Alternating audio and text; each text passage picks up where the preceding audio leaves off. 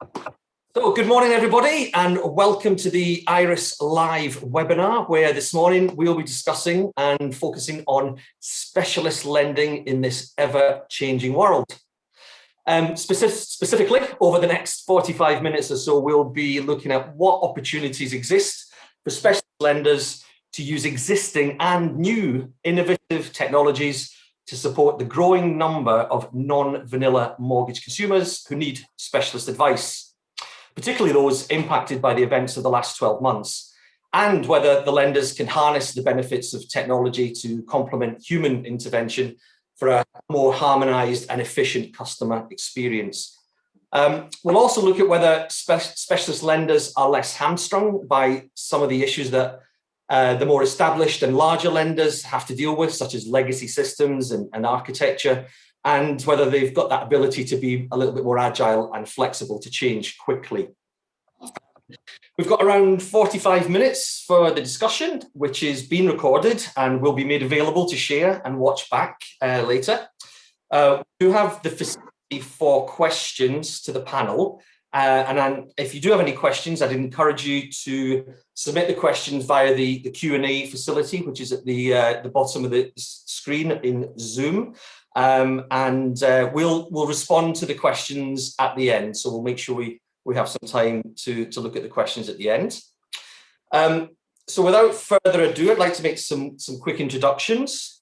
For those of you that don't know me, I'm Steve Carruthers. I'm Principal Consultant at Iress. I've also joining me on the call is my colleague, Paul Cole, who is Head of Business Development at Iress, and he's going to be monitoring the questions that come in. And so onto the very highly regarded and esteemed panel of experts who are joining me this morning. Sally Wright, who is Head of Field Sales at Vida Homeloans. Good morning, Sally. Morning, Steve. Kate Davies, Executive Director at Intermediary Mortgage Lenders Association, or IMLA, as it's known. Good morning, Kate. Hi, Steve. Good morning, everyone. We have Paul Adams, Sales Director at Pepper Money, who is sporting some lovely spring daffodils. Garden this morning, I presume. Especially for the occasion. Morning, Steve. Morning, all. Morning. And last, and by no means least, Mr. Rob Barnard, who is Director of Intermediaries at Masthaven. Good morning, Rob. Good morning, everyone. He's also a director. He knows everything, that guy. He does, doesn't he? He's a living encyclopedia. Good morning, everybody, and thank you very much for making the time to join today's discussion. So I'm right into the questions. So I'm going to start with a question, nice one, to each of the lenders to begin with. So I'm going to start off with Rob, if you don't mind. How would you summarise the last 12 months? You know, we're 12 months on since the first lockdown. How would you summarise the last 12 months, and in particular, how's the market been for specialist lenders from your perspective? Thanks, Steve. I think one thing that is sure, at the start of last year, we didn't have 2020 vision, because I don't think any of us saw this coming to the extent that it came. And I think it's so hard to believe how quickly the pandemic came and developed. If you think about it, we started 2020 in quite a strong place. The election had taken place in December 2019.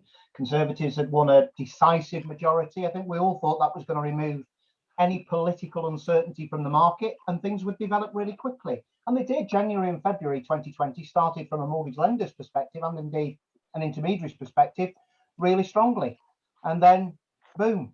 I mean, it's hard to believe that the last time I passed through London from the leafy shire of Macclesfield was the 6th of March. So well over 12 months now since I've sort of ventured in and out of London. How we dealt with things at Masthaven, delighted to say we stayed open right the way throughout. I know different lenders have different funding mechanisms. As a sort of bank funded lender, that did give us a few advantages. We were able to stay open. We didn't pull any offers. We didn't pull any completion or miss any completion dates, which was really, really good. We were really careful watching the market, Steve. We didn't want to try and keep making cuts and changes to criteria to bring business levels down to a level that we were comfortable with. We just sat back. So we weren't one of the first to change. we made considered changes. And so we Yeah. just made one change to criteria and loan to value, etc. And one thing I think that helped us greatly was at that same time, we introduced and then developed very quickly the use of AVMs to be able to sort of keep the transaction moving through. So if you think about it, in that very first lockdown, sort of March this time last year, physical valuations were a big barrier to the marketplace. One thing I'm sure, like Sally and Paul, payment holiday requests were going through the roof. We wanted to deal with those in a professional and courteous manner at a time that people wanted to speak to somebody and feel the love and affection from a lender that they trusted their mortgage with. So what I very quickly did was redeployed all my sales staff onto the payment holiday line, which went down really well. And I tell you what's come out really good at the end of that, Steve, is I would say each and every one of my BDMs is a much better all-rounded BDM as a result of having those conversations with a part of the mortgage chain that BDMs don't often speak to. So I think as things then developed further, the mortgage volumes we were receiving because we were open increased. So service, I'm not going to hide behind anything badly. So we redeployed all the staff then onto the mortgages queue. And the second half of 2020 saw some significant volumes coming through our door, which is great. I do think that specialist lending has come out of this in a really, really strong area. Yeah. And just to touch on some of those areas before we get further into these conversations, I think areas that have grown really well in specialist lending is bridging. I think our bridging proposition worked tremendously well in the second half of last year. The property market was very buoyant. You've got people who didn't want to miss out on those properties before they bought the next one. So we found chain breaking and sort of purchase before sale transactions growing really quickly.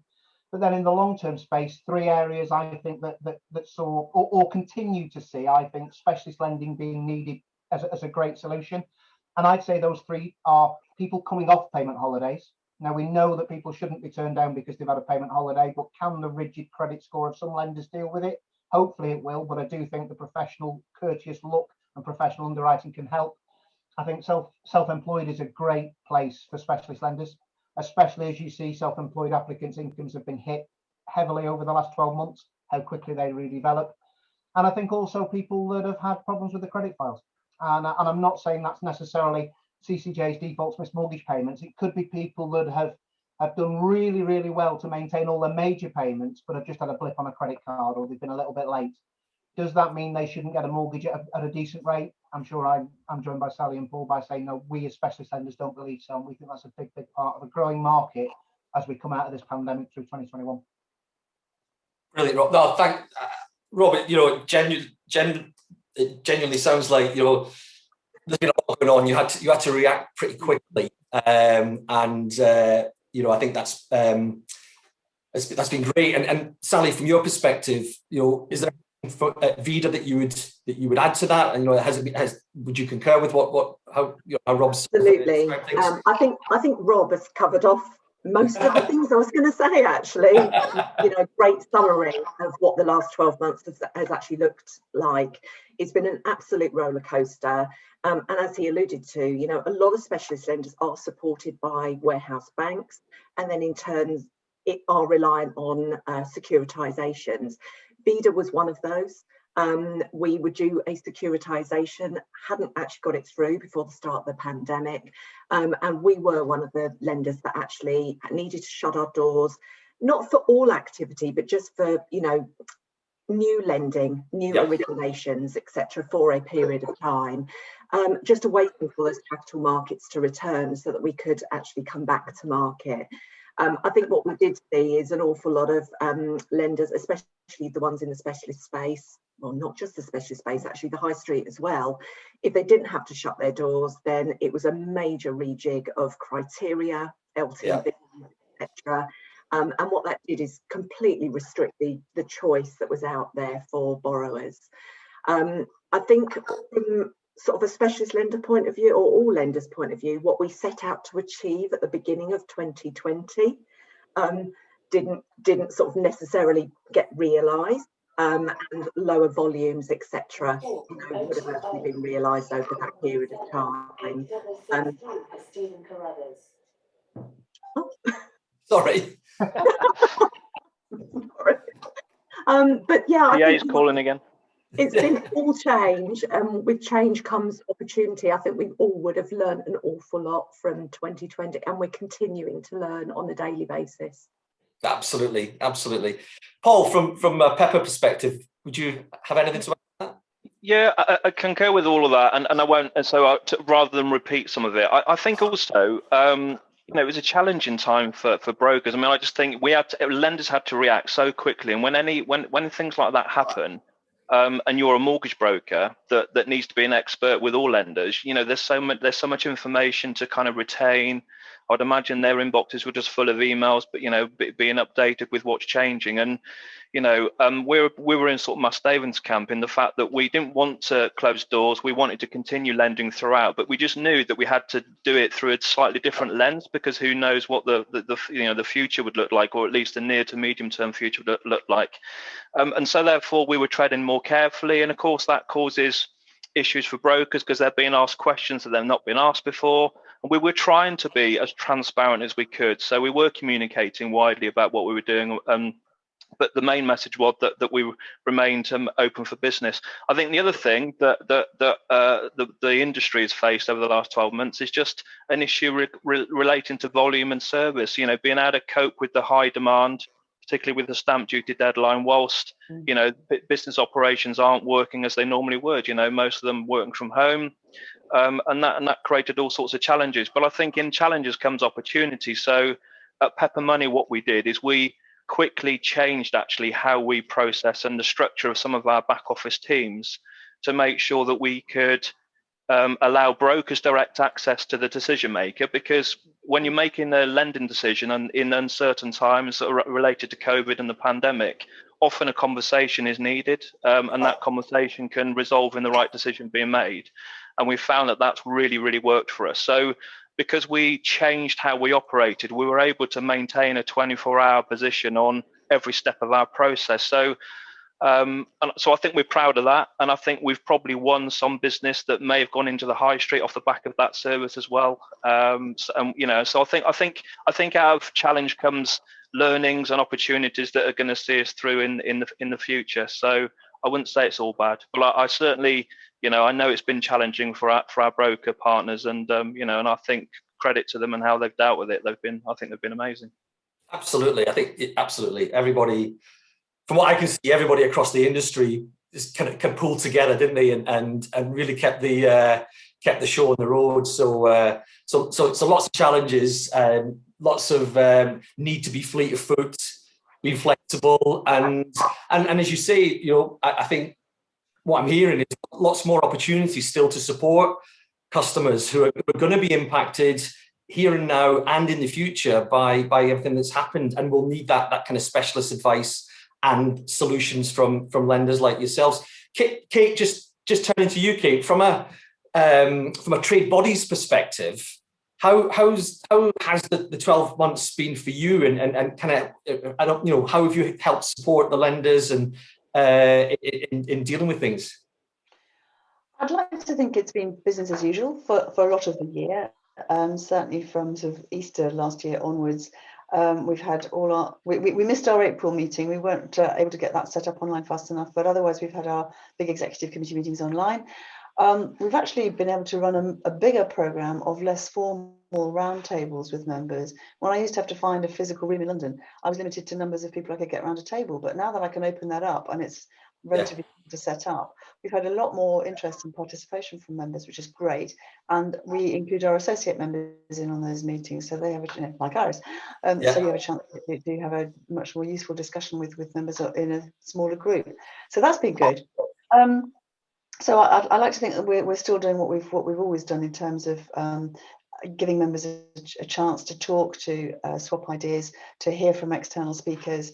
And that helps me then, and the management committee helps inform what we then say when we go to talk to the bank, the Treasury, the PRA, the FCA, whoever, to represent members' views as clearly as we can. We had a big push last April and into May, specifically on behalf of the non-bank members of IMLA, of whom there are about 11, because we had a particular issue, because they were not invited to the party when it came to the term funding schemes and the help that the banks and the building societies were getting. And we said, oi, this isn't fair, because they're regulated and they're playing by the same rules. Why are we being excluded? We tried very hard. We didn't succeed, as Paul will know, and Sally's colleague Louisa from Vida worked very hard as him as chair to try and pull the group together and make the arguments to the Treasury. What can you say? I suppose the Treasury had a big inbox. They had some rather big problems to deal with, some rather big checks to sign. It's almost a kind of backhanded compliment if they were thinking, you know what, these guys are big enough, they can look after themselves, and they will survive. And they did survive. No one went to the wall. The securitization did go through in the end. The funding did open up again. It was an uncomfortable few weeks, and we did try very hard. And it wasn't just IMLA; we were working hard with UK Finance as well. I'd like to think we scored some points with them. There were an awful lot of people involved at the Treasury. You're not quite sure where the messages are getting through to. You've probably seen the minutes of the FPC meeting that was held earlier this month were published on Friday, and they made some rather weaselly comment about the non-banks that would be challenged during periods like this if they couldn't get access to wholesale funding. They are challenged. So what are you going to do about it? Are you going to help them? So we'll keep on with the message. Whether we succeed, I don't know. I'd love to say we could solve that one. So a lot of effort in March, April, May went into that, and that would have been invisible to a lot of the IMLA members if they're not non-banks. Yes, but, you know, that was the core members that initially set up what was AML, the predecessor to IMLA. They were so before IMLA changed its name.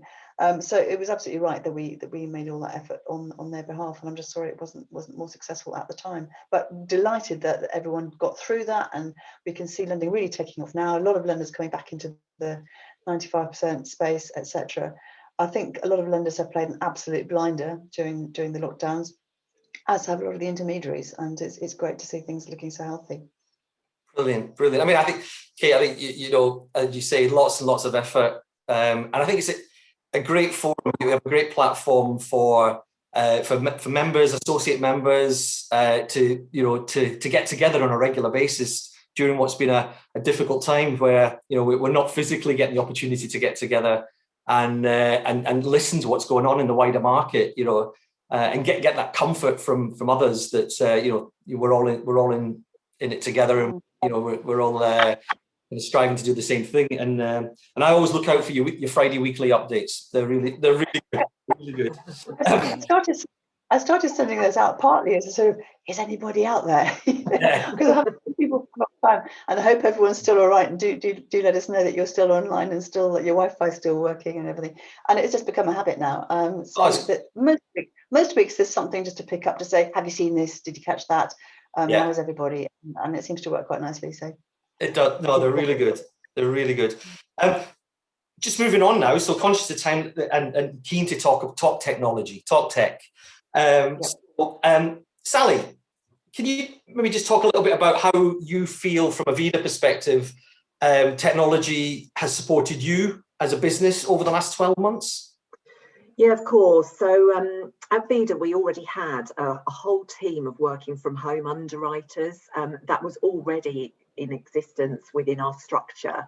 So as such, the infrastructure was there from a technology perspective, and it was there and working, and we'd made that sort of finalised, etc., working really, really well. So actually when the pandemic hit and we needed to actually go out for the whole business to home working, that infrastructure was there as a support, and we could easily adapt to that way of working. We had just integrated a new telephone system as well. That was literally just weeks before the first lockdown, luckily. And that enabled straight away our telephone BDMs and our telephone lending assessors to work from home, simply logging in remotely. The system allows us not only just to take the telephone calls, but it obviously allows sort of like the data gathering as well, I suppose, the managing the productivity, the call volumes, etc.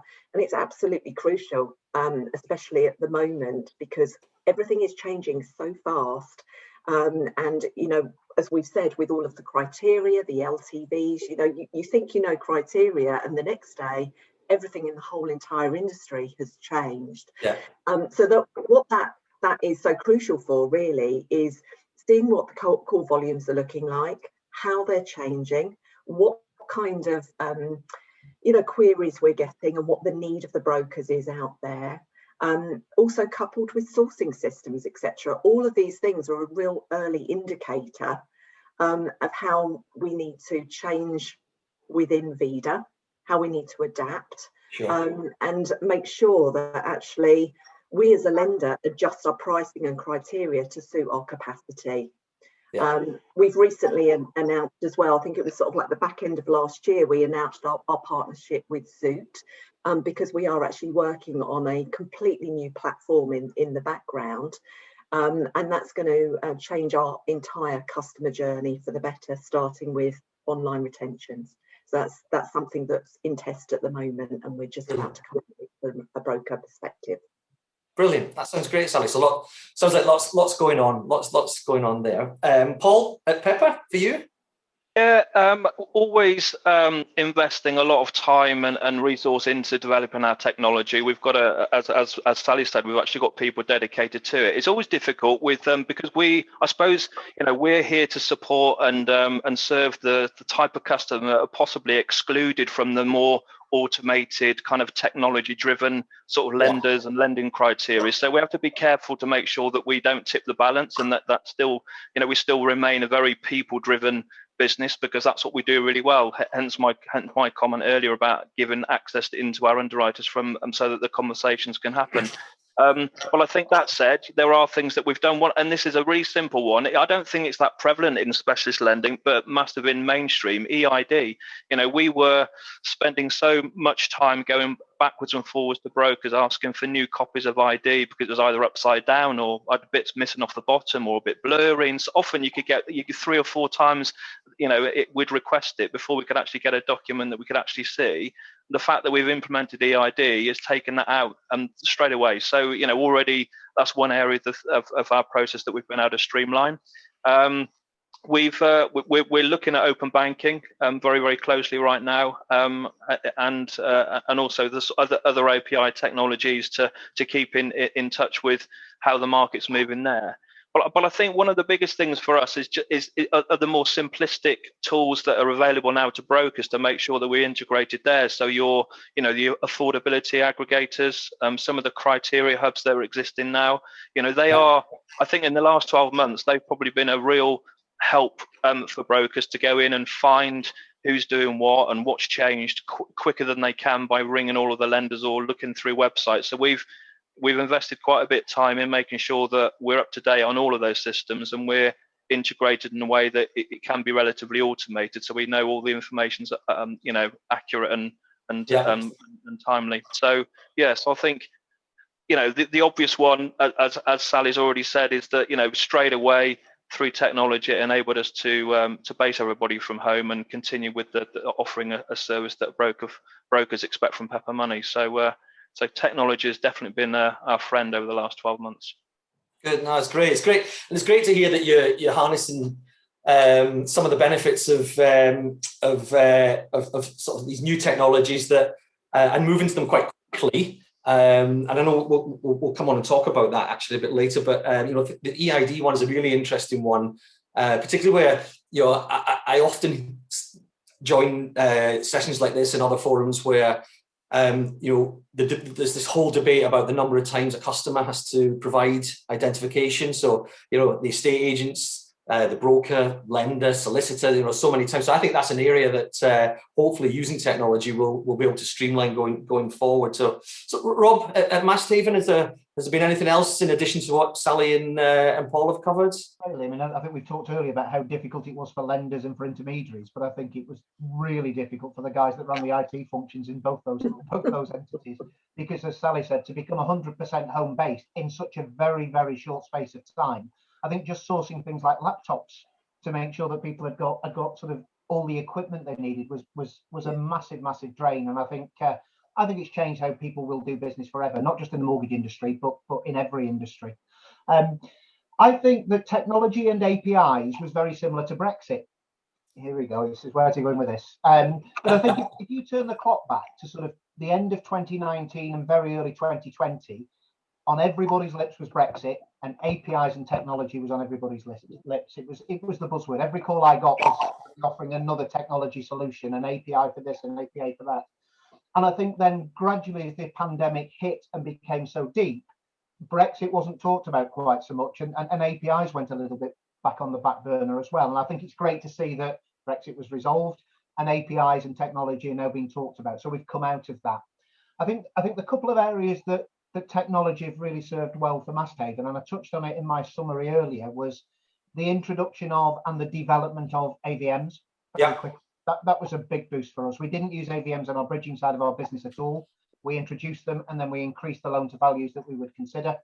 And in mortgage world, we only considered them on remortgages, but now we introduced them on purchases as well. And so that was a massive sort of step forward for us from a technology point of view. And the second thing, again, it's bridging, but we accept business through a portal. So again, it's a little bit different than the majority of the bridging market. We have a portal very akin to a mortgage portal that people are used to transacting business with. So if somebody wants a quick set of terms, a very quick decision without doing too much of a credit fact assessment, again, the technology being able to do it upfront on a portal, I think that's a really, really good use of technology from our point of view. So just a couple of things that are a little bit different. Absolutely. I mean, the AVM one, has moved on a pace. I mean, we know AVMs have been around for quite a while, and it took the pandemic to push a lot of lenders into the usage of AVMs. And I speak to lenders all the time, and during our annual mortgage efficiency survey that we kicked off last year during the first lockdown, almost every lender had moved to adopt AVMs and had said that the likelihood was that they'll continue to use AVMs going forward, and that's been the case. So no, absolutely. And then just Rob, just picking up on your point in this question for you, Kate. So Rob mentioned there about we've kind of been alluding to technology for a number of years as being the almost kind of the panacea. Do you think it's now starting to happen? Are we seeing technology really starting to get momentum in the marketplace to support all the stakeholders? There's a lot of activity out there. I think it could almost become a victim of its own success. That's such a challenge because, as you've said, or Rob said, your inbox is full of offers from people offering you new systems and new solutions. Yeah. They'll all work, they'll all fly. But the trouble is, you may be working with a whole host of different brokers who then got to adapt to all these different offerings. Yeah. And we've had discussions around the IMLA table or in the screen on this, with lenders saying, well, which horse do we back? Which one do we go for? Yeah, we've invested in this. That looks great. This one comes along. It looks equally great. But do we invest in that? Who will use it? There has to be some kind of consistency. So whatever they're offering has got to be flexible enough to be acceptable for everyone. Can plug in whatever the state of their Wi-Fi or their laptops or their systems or whatever. You can't make it exclusive, or else people aren't going to use it. And that is an issue for lenders at the moment, that a number of them have got fancy systems, but some of the brokers aren't using them because it's much quicker to bring up the BDM. And that's a real sort of live conversation we've got at the moment. Yeah. So I don't know what the answer is. You don't want to sink to a sort of lowest common denominator. Yeah. I mean, those of us who remember things called video recorders, remember the arguments between Betamax and VHS, and we went to VHS, which was actually the inferior system. Okay, we're gone light years ahead of that now, and people will talk about, do we use Mac or do we use Microsoft, do we use whatever? Yeah. But there's got to be some kind of level playing field if it's going to be used in sufficient volume to make commercial sense. Yeah, no, there's almost too much choice, isn't there? And that makes it harder for everyone to make this decision. But everyone's got to, I guess, do the appropriate due diligence and be as best informed as they can do. And Steve, just to come back one thing, you did mention ID, electronic ID. Yeah. There's quite a lot of work on that area at the moment on Yes. digital ID, and it's being backed very much by DCMS, government department, which is going to lead on this, and MHCLG. Lenders have been a little bit backwards at coming forward in endorsing this, and I think the main problem is if a system comes in and approved identity providers are appointed or accredited identity providers, there really has to be a very clear system or path of liability. Where does the buck stop if something goes wrong? And that, I think, is why lenders are being very cautious about it at the moment. That's not to say it won't happen, and the government is very keen that it should be brought in and be used right across a number of applications, not just mortgages, but the pensions provision or the land registry is involved, etc., etc. So I'm sort of plugged into the discussions on that, but exercising quite a degree of skeptical caution on behalf of the industry, because a lot of things could go wrong. Yeah. But there is movement on that, I hope. Good. Oh, well, we all watch with bated breath, Kate. So yeah, hopefully, yeah, hopefully we can find a workable solution there. I just kind of picking up on a point, Paul. You mentioned earlier on. You touched on some of the sourcing systems that are out there and how brokers are using technology. Do you think we're finally starting to see a more connected world? So, through the whole end-to-end journey, from the consumer interaction with the broker, with brokers' interaction with you, the lenders, and then with the surveyors, the solicitors, etc., are we starting to see a much smoother connected journey? Yeah, I'm definitely seeing that, and I think it's needed. There's more and more customers now that need advice, and there's only so many people who can give it. I just think that, so in the time of everyone being so busy and time starved, technology is a real saver. So if it saves rekeying, if it makes the ability to find the right solution for a customer quicker, then that's got to be brilliant for everybody. And I think everybody needs to make sure that they learn and understand the art of the possible when it comes to technology and embrace it, because it's gonna, I think it's important for the future of our industry. But I think the other thing about that, though, is it's the same for the consumer. So the consumer are becoming more savvy. So often I would imagine, I'm not a broker, but I'd imagine some of the conversations start with the consumer saying, I've had a look online and I can get this or I can get that. And so there's something there that that could be an issue for a broker, and also the ability for a customer to find the solutions themselves directly into the lenders, particularly around product transfers, and we see that today. But I think that kind of adds more weight and argument to the specialist market, really. If it's going to become easier for some of the customers to self-serve on a simple remortgage or a product transfer, and they may be able to do that themselves, then the brokers are certainly needed when it comes to anything specialist related, where it's a lot more complex and it's not quite as simple. So we, from the research that we've done, and the research that we've done 2 or 3 bouts of research, focus really more on adverse credit than anything else in the specialist market. But we can just see that, most customers do seek advice from a broker when it comes to things that are complex. But the way they would generally find the broker, more than 50% of them would start that journey online. They'd go online and try and seek out who could give them advice on that basis. So I think the whole industry and the whole world obviously is moving towards in that direction. Absolutely, and our research as well, Paul. We're seeing and hearing that the consumers are really driving the demand for more digital interaction. Yeah. The last 12 months during the pandemic and ongoing has certainly exacerbated that, not just in financial services, across other industries as well. Rob, you talk to brokers on a regular basis. Are you seeing brokers finally, dragging themselves into the 21st century and adopting, really, really good, slick CRM systems, moving away from paper? Are you seeing that happen? I think it's coming. I think it's probably taking a little bit longer, as you say, to drag people into it. I mean, I'm of that age as well, Steve, where I'm slightly older now, and I think 2 things have changed, haven't they, in my career significantly. Sourcing systems. So if you turn the clock back 20 years and talk to a broker about what technology they use, they'd probably say we use a sourcing system. But if you think about it at the time, it was probably either Trigold or it could have been Mortgage 2000 or TMO, if you remember, going back in the day, where they used to circulate discs on a Friday and you updated your magazine, you updated your computer, or you got Moneyfax who issued hard copy paper documents.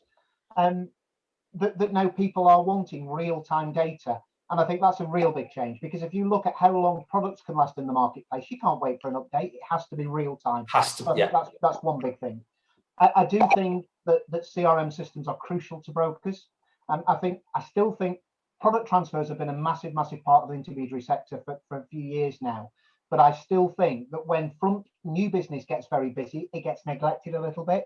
And I think there's some scary stats issued that there is still a big proportion of all product transfers now that do not take place from the originating broker. Yes, lenders have a part to play there, but I think there's a bigger part to play with people going to other brokers. So making it simple with a very simple online facility for brokers to use, I think is really key. And another couple of things that we've started to see brokers sort of engage with is Zoom. I mean, I think it's probably a word that none of us probably knew so efficiently 12 months ago. And again, as soon as the lockdown sort of started in sort of March last year, we did a survey in April of about 300 brokers, and already 60% of brokers at that stage were saying we're using Zoom. Yes. Or we're already getting engaged into issuing newsletter updates to our customers via technology, because we want to try and keep in touch with people and do it slightly differently. And again, I think it's another adaptation to our working lives that we'll have to get used to. Will it go back to 100% field-based, face-to-face transactions in the future? I don't think it will. I think there's going to be a nice blend between your face-to-face with your key accounts and a lot of Zoom and telephony work. Absolutely, no, I agree. Absolutely agree entirely. And there's another aspect to it as well. I spoke in an article recently about AI, but not artificial intelligence. And Sally, I'd be keen to get your thoughts here. I called it appropriate intelligence. Right. What I mean by that is taking technologies and seeing and whether lenders can use the technologies that are available to complement human decisioning. Do you is something that you subscribe to, that you think can create more efficiencies in the process and a smoother journey? Yeah, absolutely. I think all of us as lenders look at our systems, the questions we're asking, the very front end portal, etc. We look at that all the time and try and perfect it.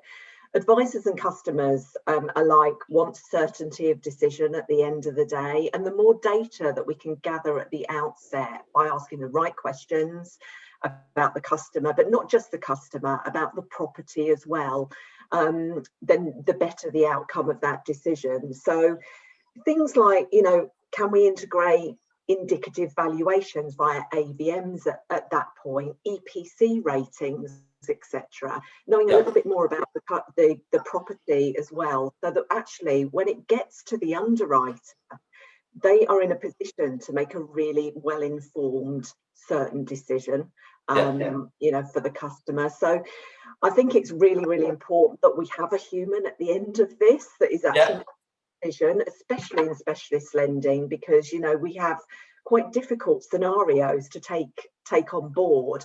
And I think COVID has just exacerbated all of that, throughout all of the furloughing, the payment holidays, etc. There is so much more to take into consideration, especially on a residential deal at the moment, when you need to act as a responsible lender and look at the affordability and what is best for the customer. The more information that we can get integrated via API links, etc., and sourcing and stuff like that, the absolute better. So I think we will see more and more get integrated at the front end. Absolutely. No, that's great, Sally. That's great. And I'm just conscious of time as well.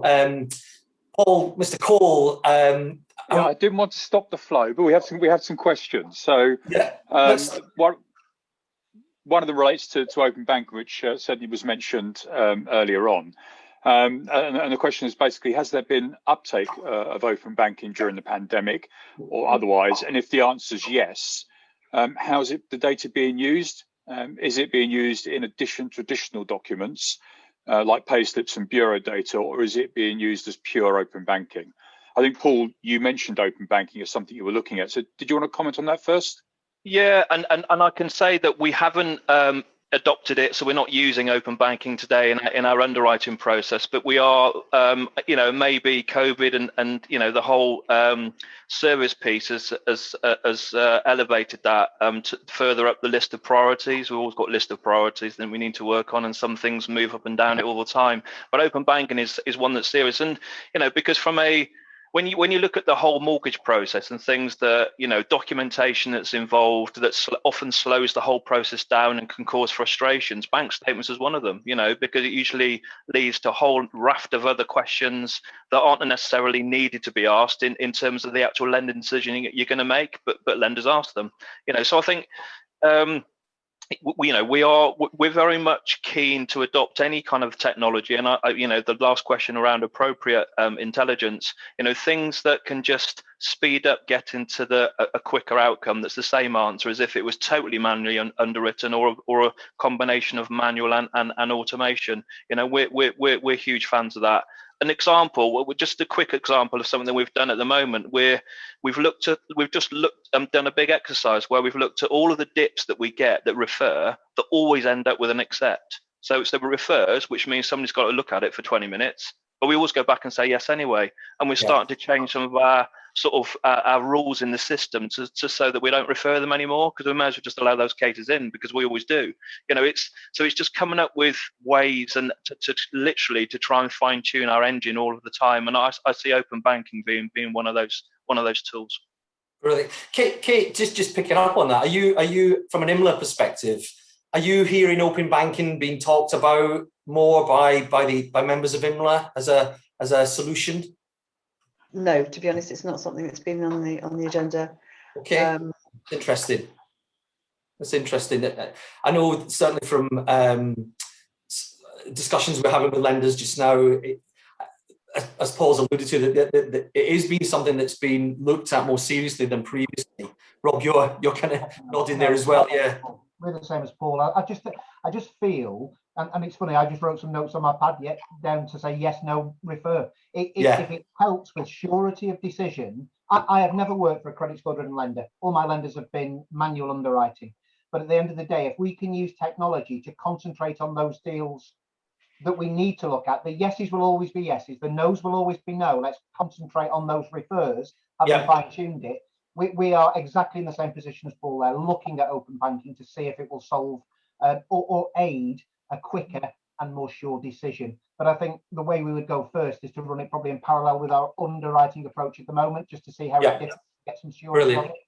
I've said for years, Steve, you need one or two of the big lenders to come and adopt it. Absolutely. I can see it's very good from the lender's point of view. I just... Wasn't reflecting. Yeah. Paul Cole, any other questions? I'm just conscious of time. Just another one here. So again, I think this was referenced during the conversation, but COVID has meant that there's been obviously bigger swings towards specialist lending as people's needs have become more complex. Do you see the situation reverting post-pandemic, or is this the new norm, or do we see high street lenders potentially wanting to move into more specialist lending areas? Sally, did you want to perhaps pick that up? Yeah, I mean, I do think specialist lending is actually going to grow at the end of this pandemic. I think at the end of the day, we don't really know what that looks like at the moment until the end of the payment initiatives, the furlough schemes, etc. It's going to be very, very difficult to see exactly where it all lands, what businesses survive, what businesses don't. You know, some people are on furlough at the moment hoping that they'll be going back to their jobs, etc. But actually, will their business still be here, you know, in a few months' time, etc. I think very obvious just looking at some of the government statistics that have come out recently about the number of people that have been made redundant, the amount of people on furlough, people that have actually been severely impacted. There are going to be people that actually need help. They will need the specialist lenders to take into consideration more recent impaired credit and other circumstances. And just one of the stats that was given recently, you know, there's 9.9 million people were actually furloughed. And at the end of January, there was still 4.5 million people on furlough. Now, I know I was one of those people last year and thought pretty much, you know, I came back to work in July last year. thinking, it's all over now. Most people that were furloughed are now back, etc. But just to see those sheer numbers of people that are still out there, sort of like hoping and waiting to go back to their jobs, is quite a startling number. So I don't think that we've seen the full effects at the moment. I'm sure that the high street lenders, we have seen them creep into the specialist space, and I'm sure we will continue to do so. Probably, at the moment, everybody's got an awful lot on their plate. They've got huge volumes with regards to, payment holidays, etc., that they're still managing, probably more so than us in sheer volume.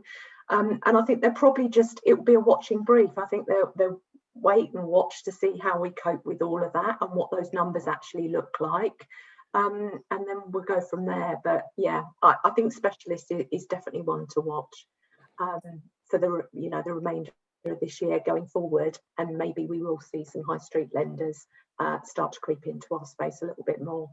We've seen that already, haven't we, Sally? And I think a recent survey that we ran, Steve, 300 odd recipient brokers said 92% of them said that they had customers who'd been negatively affected by COVID. So wow. It's specialist is the new mainstream. Absolutely. If you look at the split between the intermediary business and direct, I think some of these big mainstream lenders are starting to think, let's try and attract more business direct. And I think that is made up of your pound for pound, employed, straight switch free mortgage, low loan to value without a blip on your credit file. If you fall outside of any one of those 5 or 6 buckets, specialist lending is a great place to be at affordable rates, and it's easier to do it than it's ever been, using lenders like on the call today, or using distributors with proven track record and helping place that type of business. It does sound like it's a growing market, Robin, and it sounds great from everything you've said this morning, that you're all using technology to help support that decision making and a kind of due diligence that you need to do. I'm really conscious of time, everybody. We could probably talk for another 45 minutes or even longer. Any questions that have come in and we've not been able to answer, I'll make sure that these are circulated to the panelists, and we'll get responses and we'll respond. I'm just going to lastly, any sort of closing words from everybody individually. I'll start with you, Kate. Anything in terms of the year ahead? Well, I think the phrase that comes to mind is that we are not all in this together. Some people are going to come out of this very well. Those who have had nice jobs and nice homes have done pretty well over the last 12 months, frankly. A lot of people are going to face big financial difficulties. There may be a lot more calls on lenders for a lot more forbearance and a lot more assistance, and a huge role for intermediaries. So on one hand, business is booming. UK Finance published figures this morning, highest monthly figures since February last year. But it's a curious sort of landscape out there, and there will, very quite a bumpy road, I think, for some people. Absolutely, I agree. Paul. Yeah, I think often we're here because there's a life event that happens and it knocks somebody off course often, and specialist lenders have the solution. We're here to lend, and I would just say don't shy away from any scenario. There's the lenders on the call. There's lots of lenders out there that aren't on this call, with great product ranges, solutions, with good teams that are there to talk to. And I just think that it would be a shame if a customer was sent away where a solution could be found, but there wasn't enough time in the day to find it. That leaves the wrong impression out there in the marketplace. So I think let's work together and find these people houses. Absolutely, lots of collaboration. Sally, your words. I think the overriding thing that's come out of the whole pandemic, but definitely just hearing everybody talk today, is that we have all absolutely learned something through the last 12 months, etc. I think everybody, it doesn't matter what your age is, etc., has embraced technology in some way, shape or form. And throughout this pandemic, I've had both of my sons have actually moved house, etc., whether that be renting, looking for their first home, or actually moving throughout this. And I am that older person, as Rob alluded to earlier, etc., with sort of like a 30-something sun. What it has made me realise is, we're coming into a period of time where we've all got to be on top of technology, because it's the millennials that are actually now looking for their first home, looking to move for the first time, etc. And quite frankly, all they want is to look at their phone, look at their iPad, etc., and see an update, etc. So I think it's, what we need to do is we've all embraced all areas of technology throughout this period of time. We now need to continue to build on that going forward. Brilliant. Yeah, absolutely agree. And Mr. Barnard, last remarks? I think we don't yet know what the new normal looks like. We're in an environment where the stamp duty holiday was imposed and put out to the 31st of March. It's been kicked down the line now to the end of June. We don't know what the new normal will look like in the mortgage market realistically. I think that will be Q4 before we get to that stage. But I think there are, without sounding like Ian Jury, there are reasons to be cheerful. Sadly, for the reasons Kate says, there's lots of people that have been negatively affected, but there are people that do want to take advantage of the situation as well. Again, our survey, 87% of brokers said to us they were confident about their firm's prospects for this year, and 71% said that they were really confident in the mortgage market, with 63% saying they expected to earn more this year than last year. And I think specialist lending has got a big contributory factor to sort of play towards that increase in revenue. So specialist lending is here to stay. It's a great part of the market. Let's use it to the best of everyone's advantage. Absolutely, that's brilliant. Well, listen, thank you very much, everybody, for your time today. I hope everyone that's joined the call has found the session really useful and informative. And it's great to see. I can see the number of participants. We've hardly had anybody drop off since the start of the call. So I think that's just testimony to the quality of the discussion from all our esteemed panelists. So that's brilliant. Really do get a sense that as an industry, the specialist lending sector, really now embracing technology more now than ever before, and I think it all looks really healthy moving forward. So have a great rest of your day, great rest of your week, everybody, and thank you very much for joining. Take care. So much. Bye-bye. Bye-bye. Thank you.